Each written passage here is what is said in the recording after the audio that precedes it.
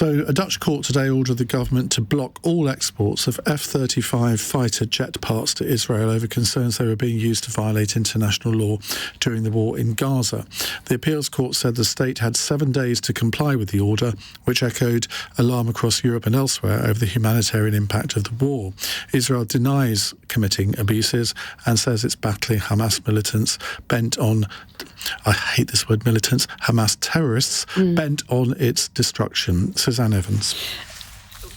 Holland has done what it's done. I personally don't agree. There are no winners in war, ever, really, but I think Israel is in a situation where it has to defend itself. You know, Hamas's stated aim is that it has to wipe Israel off the face of the planet.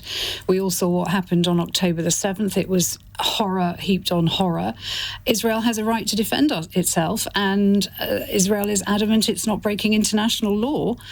Therefore, it has the right to source weapons to defend itself. But the ICJ says it might be.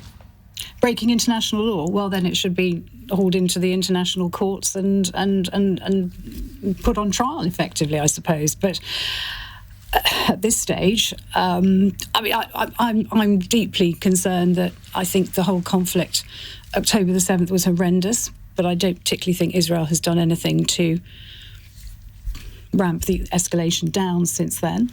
But neither is Hamas. It's still holding hostages. It's still torturing them, doing God knows what to them. We saw the horrors they were doing on October the 7th. What are they doing to those people now still in custody? It doesn't bear thinking about. It's the most horrific situation. I've travelled in Israel. I've travelled in Palestine. This is many years ago when I was there. I didn't see a two-state solution because the two sides seemed so intractable. OK, Rayhan? Well, I do believe in the two-state solution, and that's something I think the international community needs to pressure Israel to work towards.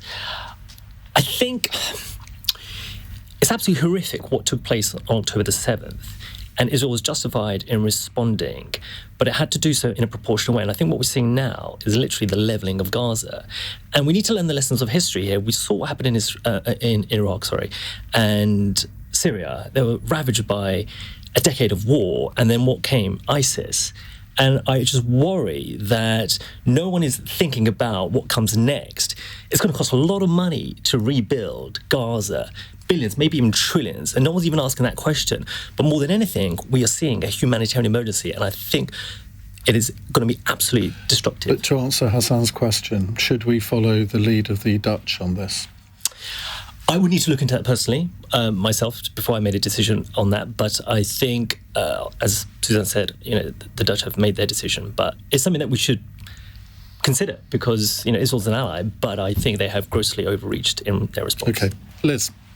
Well, I'd say, Hassan, let he who's not sold arms to some dodgy, oppressive regime throw the first hand grenade. Everybody's hypocrites in this. It's almost poetic. Yes, I thank you for that. I just find this whole, I said this from day one, like October the 7th, this whole thing is obscene. And of course it is. And you cannot bomb out an ideology, which is really what is being attempted here.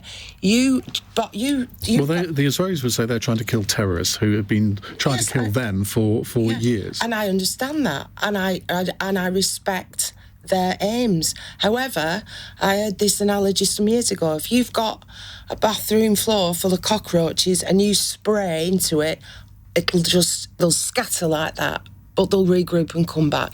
You can't stamp it out with weapons and bombs. And yes, they said the guy from the Israeli Defence Force who I saw on the TV at 5:30 tonight seemed entirely reasonable, but at the end of the day, they have an objective which cannot be achieved. So it's no use just having one court in Holland ruling that you can't provide a spare part for a certain horrific weapon.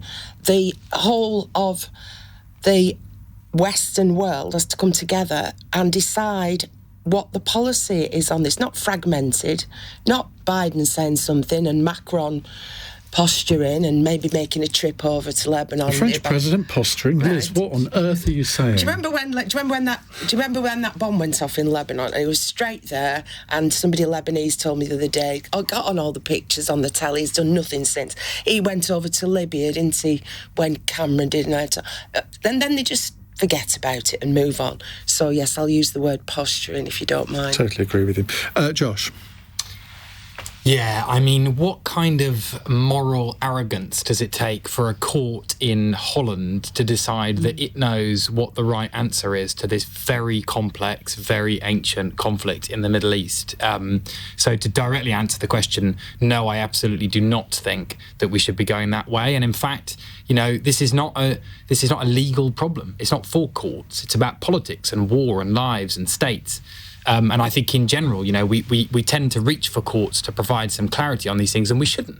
It's about politics and it's about negotiation between governments.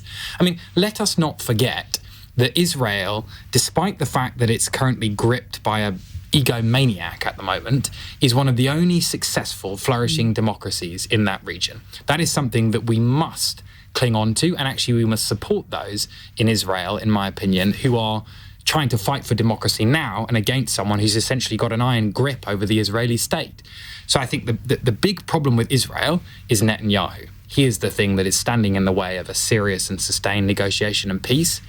Why a Dutch court thinks that, you know, withholding a few F-35s and issuing some judgment is likely to make any difference to that complex problem whatsoever, I don't understand. And I think it would be a crying shame if the British courts were to, you know, think that a similar path. Which it may depend that somebody will now be bringing a case through the British courts. Yes, I'm looking at you, Jolie, and more.